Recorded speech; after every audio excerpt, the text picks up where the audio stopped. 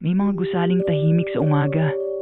Ngunit pagsapit ng gabi, tila may mga alaalang ayaw mamatay.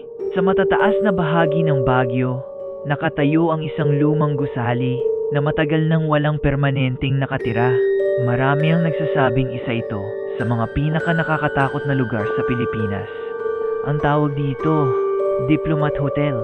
Ayon sa mga kwento, maraming kakaibang pangyayari ang naiulat dito sa paglipas ng mga taon. May mga nakakarinig ng yabag kahit walang tao. May mga nakakakita ng aninong dumaraan sa mga sirang bintana. At may ilan namang nagsasabing may umiiyak na bata sa gitna ng katahimikan. Ngunit ang kwentong ito ay tungkol sa isang photographer na nagngangalang Ethan. Mahilig siyang maglibot sa mga lumang gusali. Hindi siya naniniwala sa multo. Para sa kanya, lahat ng kababalaghan ay may paliwanag. Isang gabi, eksaktong 11:00, umakyat siya sa Diplomat Hotel. Mag-isa, may dala siyang camera, flashlight at voice recorder. Pasok pa lamang niya, napansin niyang kakaiba ang katahimikan. Walang huni ng kuliglig, walang ihip ng hangin. Parang pati ang paligid, humihinga. Habang kinukuhanan niya ng litrato ang lumang pasilyo, may narinig siyang mahinang kaluskos, parang may batang tumatakbo. Ngunit nang itutok niya ang ilaw, wala. Nagpatuloy siya. Sa ikalawang palapag, may nakita siyang lumang pinto na bahagyang nakabukas. Nang itulak niya ito, isang lumang silid ang bumungad, puno ng alikabok. At sa gitna nito, may isang lumang salamin. Basag ang gilid, ngunit malinaw pa rin ang refleksyon. Itinaas ni Ethan ang camera at kumuha ng litrato. Ang tingin niya sa screen, nanigas siya. Sa larawan, may isang madre na nakatayo sa likuran niya. Paglingon niya, wala! Napangiti siya. Maka-reflection lang. Muli siyang kumuha ng litrato. Sa pagkakataong ito, klona ang madre. Lahat sila nakaturo sa likod niya. Mabagal siyang lumingon. Tahimik, walang tao. Ngunit may malamig na hangin dumampi sa kanyang batok. At may bumulong, huwag mong buksan. Patingin siya sa dulo ng silid. May maliit na kahoy na pinto. Halos matabunan na ng mga lumang gamit. Hindi niya napigilang lapitan iyon. Habang papalapit siya, lumalakas ang tibok ng kanyang puso. Pagkahawak niya sa seradura, biglang tumunog ang voice recorder sa kanyang bulsa. Hindi niya ito pinindot. Ngunit may malinaw na boses. Umalis ka!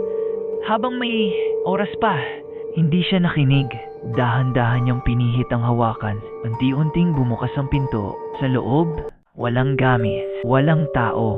Isa lamang itong makitid na silid. Ngunit sa pinakadulo, may isang lumang wheelchair. Nakaharap sa dingding. Unti-unti, kusang umikot ang wheelchair hanggang sa humarap ito sa kanya. Walang nakaupo. Ngunit may bakas ng sariwang putik sa mga gulong. Biglang nagsara ang pinto sa likod niya. Bang! Nagpanik si Ethan. Sinubukan niyang buksan ang pinto. Ayaw! Sabay noon, may narinig siyang sabay-sabay na yabag. Aiza! 2, 3, hanggang sa tila 12 ng paa ang naglalakad sa labas. May kumatok. Tok, tok, tok. Kasunod nito ang mahinang tinig. Buksan mo. Hindi siya sumagot. Muling kumatok. Mas malakas. Tok, tok, tok. Pagkaraan ng ilang segundo, tumigil ang lahat. Tahimik. Dahan-dahan niyang binuksan ang pinto. Walang tao.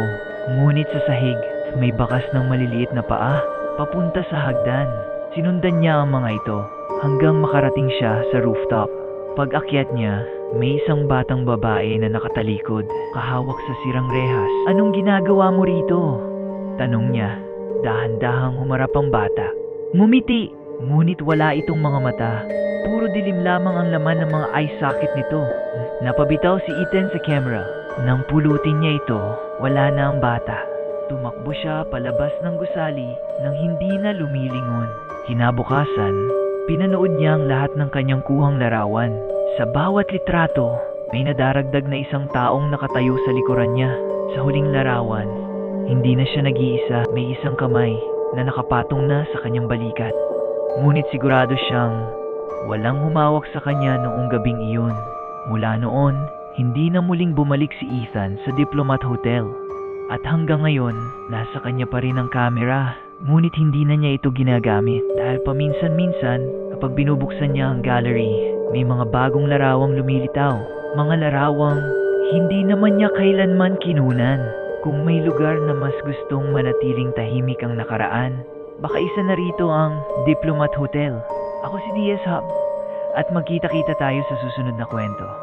Huwag kalimutang patayin ang ilaw kung kaya mo pa.